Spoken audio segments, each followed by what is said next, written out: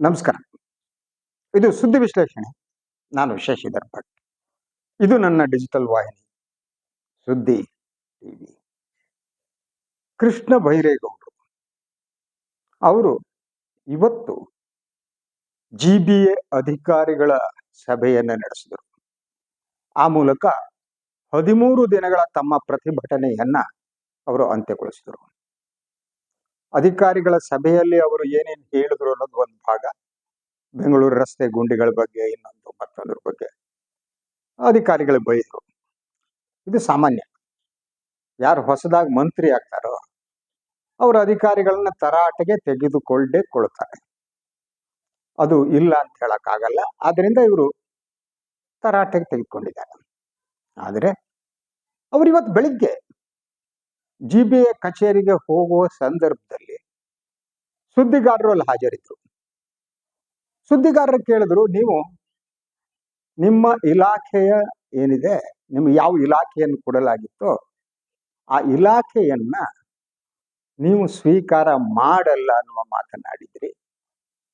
ಯಾಕೆಂತಂದ್ರೆ ಬೆಂಗಳೂರು ಅಭಿವೃದ್ಧಿ ಇಲಾಖೆಯಲ್ಲಿ ಬಿಡಿಎ ಮತ್ತು ಬಿಎಂಆರ್ಡಿಎಯನ್ನು ಪ್ರತ್ಯೇಕಗೊಳಿಸಿದ್ದಕ್ಕೆ ನೀವು ಪ್ರತಿಭಟಿಸಿದ್ದೀರಿ. ಇದಕ್ಕೆ ಈಗ ಆ ನಿಮ್ಮ ಬಹಿಷ್ಕಾರ ಏನಿದೆ ಅದು ಮುಕ್ತಾಯ ಆಯ್ತಾ?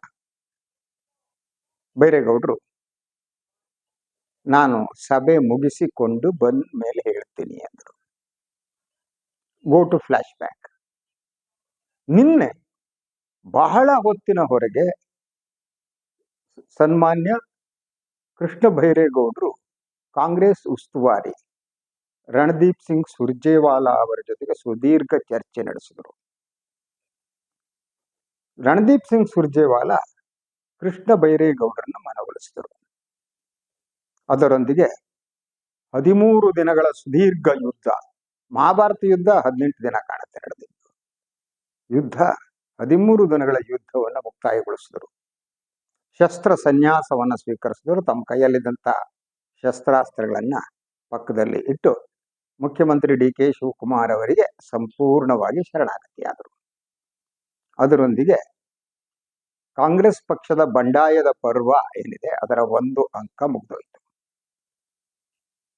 ಈ ಒಂದು ಡಿ.ಕೆ. ಶಿವಕುಮಾರ್ ನೇತೃತ್ವದ ಸರ್ಕಾರ ಅಧಿಕಾರಕ್ಕೆ ಬಂದ ಮೇಲೆ ಇಬ್ರು ಬಂಡಾಯ ಮಾಡೋಕ್ ಹೊರಟಿದ್ರು. ಒಬ್ರು ಮುನಿಯಪ್ಪನವರು, ಇನ್ನೊಬ್ರು ಕೃಷ್ಣ ಬೈರೇಗೌಡರು. ಮುನಿಯಪ್ಪನ ಮೇಲೆ ಯಾರಿಗೂ ಕೂಡ ಅಂತ ನಂಬಿಕೆ ಇರಲಿಲ್ಲ. ಅವ್ರಿಗೆ ಬಂಡಾಯ ಅಂತಾರೆ, ಅಡ್ಜಸ್ಟ್ ಮಾಡ್ಕೋತಾರೆ, ಬಿಡಿ, ಅವ್ರದ್ದೇನು ಪ್ರಾಬ್ಲಮ್ ಇಲ್ಲ ಅಂತ ಕಾಂಗ್ರೆಸ್ಸಿಗರು ಹೇಳ್ತಾ ಇದ್ರು. ಆದ್ರೆ ಕೃಷ್ಣ ಬೈರೇಗೌಡರು ಹಾಗಲ್ಲ ಕಟ್ರಿ.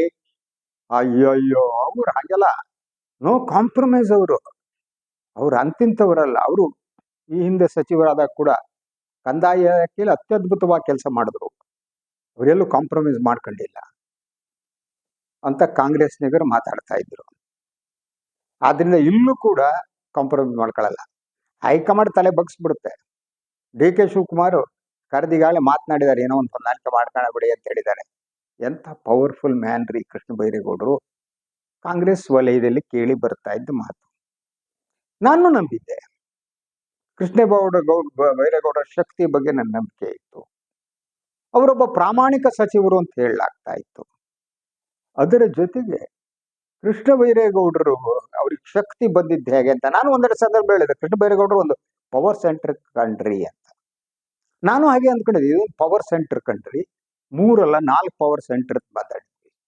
ಆದ್ರೆ ಈ ಪವರ್ ಸೆಂಟರ್ದಲ್ಲಿ ಪವರ್ ಆಫ್ ಇಷ್ಟು ಬೇಗ ಆಗತ್ತೆ ಅಂತ ನನಗೆ ಅನ್ಸಿರ್ಲಿಲ್ಲ. ಈ ಪವರ್ ಸೆಂಟರ್ ಪವರ್ ಆಫ್ ಆಗೋಯ್ತು. ಆಯ್ತಾ, ಪವರೇ ಇಲ್ಲ, ಆ ಸಿಚುವೇಶನ್ ಬಂದ್ಬಿಡ್ತು. ಹಾಗಿದ್ರೆ ಈ ದಿಢೀರ್ ಬದಲಾವಣೆಯೋ ಅಥವಾ ಇದು ಮೊದಲಿಂದ ಈ ಯತ್ನ ಇದೆಯಲ್ಲ, ಯತ್ನ ನಡೆಸಿದ ನಂತರ ಅದು ಬದಲಾವಣೆನೋ? ಕೃಷ್ಣ ಬೈರೇಗೌಡರು ಬಗ್ಗೆ ಹಲವಾರು ಊಹಾಪೋಹಗಳು ಇದ್ವು. ಕೃಷ್ಣ ಬೈರೇಗೌಡ ಒಂಥರ ಪೌರಾಣಿಕ ವ್ಯಕ್ತಿ ಹಾಗಾಗಿ ಹೋಗ್ತಿದ್ರು. ಮಾತನಾಡುವವರೆಲ್ಲ ಅವರು ಮೊದಲು ರಾಹುಲ್ ಗಾಂಧಿ ಅವ್ರ ಕ್ಲಾಸ್ಮೇಟ್ ಅಂತ ಕಡ್ರಿ ಅಂತಿದ್ರು. ನಾನು ಬಹಳ ಕಾಲ ನಂಬಿಟ್ಟಿದ್ದೆ ಇರ್ಬೋದು ಅಂತ. ನಂತರ ಯಾರಾದ್ರೂ ಇಲ್ಲ ಕ್ಲಾಸ್ಮೇಟ್ ಎಲ್ಲ ಅಲ್ಲ, ಒಂದೇ ಕಾಲೇಜ್ ಇರ್ಬೇಕು ವಿದೇಶದಲ್ಲಿ ಅಂತ. ಸೊ ಯೂಸ್ವಲಿ ಕೃಷ್ಣ ಬೈರೇಗೌಡರು ಓದಿದ್ದು ವಿದೇಶದಲ್ಲಿ, ರಾಹುಲ್ ಗಾಂಧಿ ಓದಿದ್ದು ಇರ್ಬೋದು, ಒಂದೇ ಕಾಲೇಜ್ ಇರ್ಬೋದು ಅಂತ ಅನ್ಕೊಂಡೆ. ಅದಾದ ಮೇಲೆ ಕೃಷ್ಣ ಬೈರೇಗೌಡರ ಬಗ್ಗೆ ಹಲವಾರು ವದಂತಿಗಳು ಬರ್ತಾನೆ ಇದ್ವು ಮೊದಲಿಂದ. ಕೃಷ್ಣ ಬೈರೇಗೌಡ ಕರ್ನಾಟಕ ಕಾಂಗ್ರೆಸ್ ನಲ್ಲಿ ಏನೇನಾಗುತ್ತೆ ಅನ್ನೋದನ್ನ ದೆಹಲಿಗೆ ಮುಟ್ಟಿಸ್ತಾರೆ. ಸೊ ರಾಹುಲ್ ಗಾಂಧಿಯವರು ಕೃಷ್ಣ ಬೈರೇಗೌಡರು ಏನ್ ಹೇಳ್ತಾರೆ ಅಂತ ಕಾಯ್ತಾ ಇರ್ತಾರೆ. ಇವರು ಟಕ್ ಅಂತ ಎಲ್ಲ ಬೆಳವಣಿಗೆ ಹೇಳ್ತಾರೆ. ಬೆಳವಣಿಗೆ ಹೇಳಿದ ಮೇಲೆ ಕೃಷ್ಣ ಬೈರೇಗೌಡರು ಏನ್ ಹೇಳ್ತಾರೆ ಅದೇ ಫೈನಲ್. ರಾಹುಲ್ ಗಾಂಧಿ ಅದಕ್ಕೆ ಸಬ್ಸ್ಕ್ರೈಬ್ ಮಾಡ್ಬಿಡ್ತಾರೆ. ಇಂಥ ಸುದ್ದಿಗಳು ಕಾಂಗ್ರೆಸ್ ಪಕ್ಷದಲ್ಲಿ ಯಥೇಚ್ಛವಾಗಿ ಸಿಗ್ತಾ ಇತ್ತು. ಈ ವದಂತಿಗಳು ಬಹಳ ಸಂದರ್ಭದಲ್ಲಿ ನಾವು ನಂಬಿಟ್ಟಿರ್ಬಿಡ್ತೀವಿ, ಇರೋದೇನೋ ಇರ್ಬೋದೇನೋ ಅಂತ. ಸೊ ಯಾವಾಗ ಕೃಷ್ಣ ಬೈರೇಗೌಡರಿಗೆ ಬೆಂಗಳೂರು ಅಭಿವೃದ್ಧಿ ಇಲಾಖೆಯನ್ನ ಕೊಟ್ಟು ಅದರ ಕೈಗಳನ್ನ ಕಾಲುಗಳನ್ನ ಕತ್ತರಿಸಿ ಬರೇ ದೇಹವನ್ನು ಪಿಂಡವನ್ನು ಇನ್ನೊಂದು ಕೊಟ್ಟಾಗ ಇದು ಎಲ್ಲ ಹೋಗ್ಬಿಡುತ್ತೆ ಕಣ್ರಿ ಅಂದ್ಕೊಂಡ್ವಿ ನಾವೆಲ್ಲ. ಕೃಷ್ಣ ಬೈರೇಗೌಡರು ದಟ್ಟ ಇಲಾಖೆಯನ್ನ ವಹಿಸಿಕೊಳ್ಳದೆ ದೆಹಲಿಯ ವಿಮಾನ ಏರ್ಬಿಟ್ರು ದೆಹಲಿಗೆ ಹೋದ ತಕ್ಷಣ ಹಲವು ರೀತಿಯ ಕಾಂಗ್ರೆಸ್ ಬೆಳವಣಿಗೆ ನಡೀತಾ ಇತ್ತು. ಅವರು ಕೆ.ಸಿ. ವೇಣುಗೋಪಾಲ್ ಅವರನ್ನ ಭೇಟಿ ಮಾಡೋಕೆ ಸಾಧ್ಯ ಆಗಿಲ್ಲ ಫಸ್ಟ್ ಡೇ. ಆ ಕಾಂಗ್ರೆಸ್ ನಾಯಕರೊಬ್ಬರು ಅಂದ್ರು, ರೇ ನಿಮ್ಗೆ ಗೊತ್ತಿಲ್ಲ ಕಣ್ರಿ, ಕೃಷ್ಣ ಬೈರೇಗೌಡರನ್ನ ಭೇಟಿ ಮಾಡೋದಕ್ಕೆ ಕೆ.ಸಿ. ವೇಣುಗೋಪಾಲೇ ಓಡ್ ಬರ್ತಾರೆ, ಇವ್ರು ಹೋಗ್ಬೇಕಾಗಿಲ್ಲ ಅಂದ್ರು. ಮತ್ತೆ ಅವರ ಸುತ್ತ ಇರುವಂತಹ ಐತಿಹ್ಯಗಳು, ಪುರಾಣಗಳು, ದಂತಕಥೆಗಳು ಒಂಥರ ಬಾಲ ಗೇಲ ತಗೊಂಡು ಎಲ್ಲ ಕಡೆ ಹಾರಾಡಕ್ ಶುರು ಮಾಡ್ಬಿಟ್ರು. ಅವ್ರೊಂಥರ ಅವ್ರಿಗೆ ಹೇಗಿದಾರೋ ಅದಕ್ಕಿಂತ ಇನ್ನೂ ಬಹಳ ದೊಡ್ಡ ವ್ಯಕ್ತಿಯಾಗಿ ಕಾಣಿಸ್ಕೊಳಕ್ ಶುರು ಆಗ್ಬಿಟ್ರು. ಮೋಸ್ಟ್ ಪವರ್ಫುಲ್ ಮ್ಯಾನ್ ಆಗಿದ್ರೆ ಇವ್ರು ನೆಕ್ಸ್ಟ್ ಮುಖ್ಯಮಂತ್ರಿ ಆಗ್ಬೋದಾ, ರಾಹುಲ್ ಗಾಂಧಿ ಮಾಡ್ಬೋದಾ, ಇಂಥ ಚರ್ಚೆಗಳು ಪ್ರಾರಂಭ ಆಯ್ತು. ಅದ್ರ ಜೊತೆಗೆ ಸಿದ್ದರಾಮಯ್ಯನವರು ಬಹಳ ಹತ್ರ ಇದ್ದವರು. ಈಗ ಸಿದ್ದರಾಮಯ್ಯನವ್ರಿಗೆ ಚುಚ್ಚಿ ಬಿಟ್ಟಿರ್ಬೋದಾ, ಡಿ.ಕೆ ಜೊತೆ ನೋಡಿ ಹೆಂಗ್ ಫೈಟ್ ಕೊಡ್ತಾರೆ ಇವರು, ಅವ್ರು ಗೌಡ್ರು ಇವ್ರು ಗೌಡ್ರು. ಈ ವಿಶ್ಲೇಷಣೆ ಮಾಡಕ್ ಏನ್ರಿ, ನನ್ ಮಗ ಎಲ್ಲ ಹೊಡೆದ್ರು ಮಲಸಿದ್ರು, ಹೇಳಿದ್ರು ರಾಜಕೀಯ ವಲಯದಲ್ಲಿ ಚರ್ಚೆ ನಡೀತಾ ಇತ್ತು.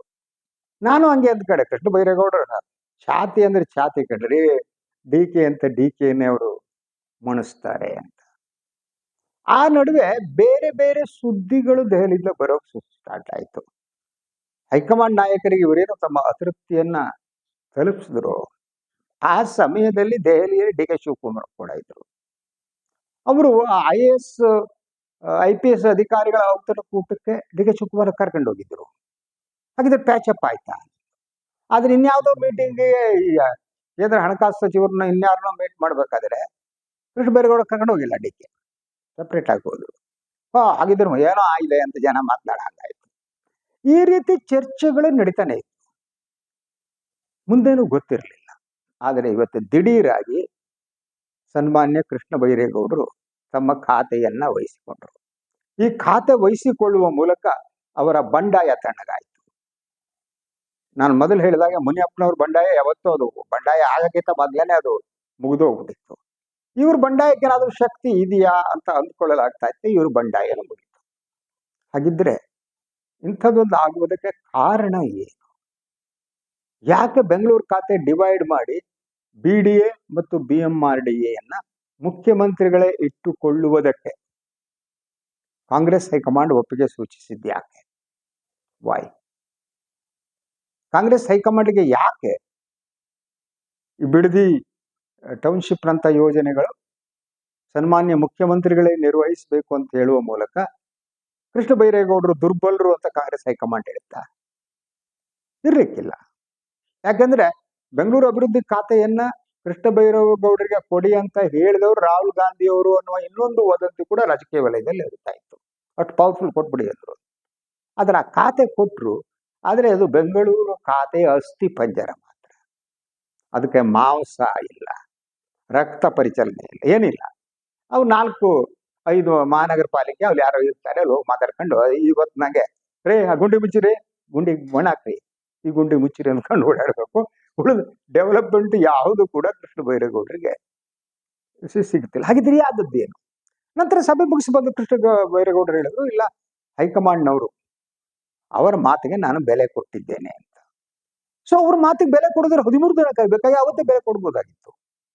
ಯಾಕೆ ಡಿ.ಕೆ ಅವರ ಜೊತೆ ಹೋರಾಟ ಮಾಡಕ್ ಹೋಗಿ ಅವರು ಸೋಲ್ಬೇಕಾಯ್ತು ಅನ್ನೋದು ಪ್ರಶ್ನೆ. ಸೊ ಒಂದು ಕಾಂಗ್ರೆಸ್ ಹೈಕಮಾಂಡ್ ಈ ಬಿಡದಿ ಯೋಜನೆ ಏನಿದೆ ಆ ಯೋಜನೆಗೆ ಹಸಿರು ನಿಶಾನೆ ತೋರಿಸಿದೆ ಅಂತ ನನಗೆ ಅನ್ಸುತ್ತೆ. ಬಿಡದಿ ಯೋಜನೆಯನ್ನ ಡಿ.ಕೆ ಶಿವಕುಮಾರ್ ಅವರೇ ನಿರ್ವಹಿಸಬೇಕು ಅನ್ನೋದು ಕಾಂಗ್ರೆಸ್ ಹೈಕಮಾಂಡ್ ಅಥವಾ ನೆಹರು ಕುಟುಂಬದ ಆಸೆ ಇದ್ದ ಕಾಣುತ್ತೆ. ಅದರ ಜೊತೆಗೆ BMRDA ಏನಿದೆ ಬೆಂಗಳೂರು ಅಭಿವೃದ್ಧಿಗೆ ಸಂಬಂಧಪಟ್ಟಿದ್ದು, ಅದನ್ನು DK ಅವರು ನಿರ್ವಹಿಸಬೇಕು ಅನ್ನೋದು ಕಾಂಗ್ರೆಸ್ ಹೈಕಮಾಂಡ್ನ ಮನಸ್ಥಿತಿ ಅಥವಾ ಅದು ಆಶೀರ್ವಾದ ಅಂತ ನನಗೆ ಅನ್ಸುತ್ತೆ. ಕಾಂಗ್ರೆಸ್ ಹೈಕಮಾಂಡ್ ಗಟ್ಟಿಯಾಗಿ DK ಅವರ ಹಿಂದೆ ನಿಂತಿರೋದ್ರಿಂದ ಕೃಷ್ಣ ಬೈರೇಗೌಡರು ಶಸ್ತ್ರ ತ್ಯಾಗವನ್ನ ಮಾಡಬೇಕಾಯ್ತು. ರಾಹುಲ್ ಗಾಂಧಿ ಅವರ ಜೊತೆ ಅಂಥ ಒಂದು ಆತ್ಮೀಯ ಸಂಬಂಧ ಇಟ್ಟುಕೊಂಡ್ರು ಕೂಡ ತಮಗೆ ಬೇಕಾದ ಖಾತೆಯನ್ನು ಅವರು ತೆಗೆದುಕೊಳ್ಳಲು ಸಾಧ್ಯ ಆಗಿಲ್ಲ ಅಂದ್ರೆ ಅದಕ್ಕೆ ಕಾರಣಗಳೇ. ಕಾಂಗ್ರೆಸ್ ಹೈಕಮಾಂಡ್ ಯಾಕೆ DK ಶಿವಕುಮಾರ್ ಅವರ ಹಿಂದೆ ನಿಂತಿದೆ? ಇದಕ್ಕೆ ಬೇರೆ ಬೇರೆ ರೀತಿಯ ವ್ಯಾಖ್ಯೆಗಳು ನಡೀತವೆ. ಯಾಕಂದ್ರೆ ಈ ಕೋಟ್ಯಾಂತರ ರೂಪಾಯಿಯ ಯೋಜನೆಗಳಿರ್ತಾವಲ್ಲ, ಅದ್ರಲ್ಲಿ ಯಾರ್ಯಾರ್ದು ಏನೇನು ಇರ್ತಾವ ಗೊತ್ತಿರಲ್ಲ. ಈಗ ಬಿಡದಿ ಟೌನ್ಶಿಪ್ ಸಣ್ಣದಲ್ಲ ಅದು ಅಲ್ವಾ. ಈಗಲೇ ಅಧಿಸೂಚನೆ ಹೊರಡಿಸಿ 9,000 ಚಿಲ್ಲರೆ ಭೂಮಿಯನ್ನು ವಶಪಡಿಸೋದಕ್ಕೆ ಫೈನಲ್ ನೋಟಿಫಿಕೇಶನ್ ಆಗಿದೆ. ಇನ್ನು ರೈತರಿಗೆಲ್ಲ ನೋಟಿಸ್ ಕೊಡೋದು, ಎತ್ತಾಕೊಂಡು ಹೋಗೋದು, ರೈತರು ಅಲ್ಲಿ ಚಳವಳಿ ಮಾಡ್ತಾ ಕೂತ್ಕೋಬೇಕು, ಭೂಮಿ ಕಸ್ಕೊಳ್ಳೋದು. ಅವ್ರಿಗೆ ಬೇರೆ ದಾರಿ ಇಲ್ಲ ರೈತರಿಗೆ ಅನ್ಸುತ್ತೆ. ಹೋರಾಟ ಪ್ರಾರಂಭ ಆಗಿದೆ. BJP JDS ಹೋರಾಟ ಮಾಡ್ತಾರೆ, ಒಳ್ಳೇದು, ಹೋರಾಟ ಮಾಡಬೇಕು. ಆದರೆ ಈ ಯೋಜನೆ ನಿಲ್ಲುತ್ತಾ? ನನಗನ್ಸೋದು ನಿಲ್ಲಲ್ಲ. ಯಾಕೆ ನಿಲ್ಲಲ್ಲ ಅಂದ್ರೆ, ಒಂದು, DK ಅವರು ಹೇಳುವ ಪ್ರಕಾರ ಪ್ರಧಾನಿ ನರೇಂದ್ರ ಮೋದಿ ಅವರು ಏನಿದ್ದಾರೆ ಗುಜರಾತ್ನವರು, ಅದೊಂಥರ ವ್ಯಾಪಾರಿ ರಾಜ್ಯ, ಅವರು ಈ ಯೋಜನೆಯನ್ನು ಶ್ಲಾಘಿಸಿದ್ದಾರಂತೆ. ಈಗ ನೋಡಿದ್ರೆ ಕಾಂಗ್ರೆಸ್ ಹೈಕಮಾಂಡ್ ಕೂಡ ಈ ಯೋಜನೆ ಬಗ್ಗೆ ಅತಿಯಾದ ಪ್ರೀತಿಯನ್ನು ಇಟ್ಕೊಂಡು ಈ ಯೋಜನೆ ಆಗ್ಬಿಡ್ಲಿ ಅಂತಿದೆಯಂತೆ. ಅದರ ಜೊತೆಗೆ ಏನು ವಶಪಡಿಸಿಕೊಳ್ಳಲಾದ ಭೂಮಿ ಎಲ್ಲವೂ ಕೂಡ ಏನಾಗುತ್ತೆ, ಈ AICT ಮಾಡಿದೆ, ಅದರಲ್ಲಿ ಯಾರ್ಯಾರು ಪಾಲುದಾರರಾಗ್ತಾರೆ, ಈ ವಶಪಡಿಸಿಕೊಳ್ಳಲು ಭೂಮಿ ಆದರೂ ಖಾಸಗಿ ಸಂಸ್ಥೆಗೆ ಏನಾದರೂ ಕೊಡಲಾಗುತ್ತಾ? ಇದರಲ್ಲಿ DLF ಸಂಸ್ಥೆ ಇದೆಯಾ ಅಥವಾ ಬೇರೆ ಯಾವ್ಯಾವುದೋ ಸಂಸ್ಥೆಗಳು ಇದಾರ, ಖಾಸಗಿ ಸಂಸ್ಥೆಗಳು? ಆ ಸಂಸ್ಥೆಗಳಿಗೂ ಕಾಂಗ್ರೆಸ್ ಹೈಕಮಾಂಡ್ ನಲ್ಲಿರುವ ಯಾರಿಗಾದರೂ ಸಂಬಂಧ ಇದೆಯಾ ಅಂತ ಸಂಸ್ಥೆಗಳಿಗೆ? ಆದ್ರಿಂದ ಕಾಂಗ್ರೆಸ್ ಹೈಕಮಾಂಡ್ ನಲ್ಲಿರುವ ಅವರಿಗೆ ಇರುವಂತಹ ಈ ಬಿಸಿನೆಸ್ ಇಂಟ್ರೆಸ್ಟ್ ಅಲ್ಲ ಈ ಯೋಜನೆ ಪೂರೈಸುವುದರಿಂದ ಮುಖ್ಯಮಂತ್ರಿ DK ಶಿವಕುಮಾರ್ ಅವರೇ ಇದನ್ನ ಹ್ಯಾಂಡಲ್ ಮಾಡಬೇಕು ಅನ್ನೋ ತೀರ್ಮಾನಕ್ಕೆ ಕಾಂಗ್ರೆಸ್ ಹೈಕಮಾಂಡ್ ಬಂದಂತೆ ಕಾಣುತ್ತೆ. That is the thing.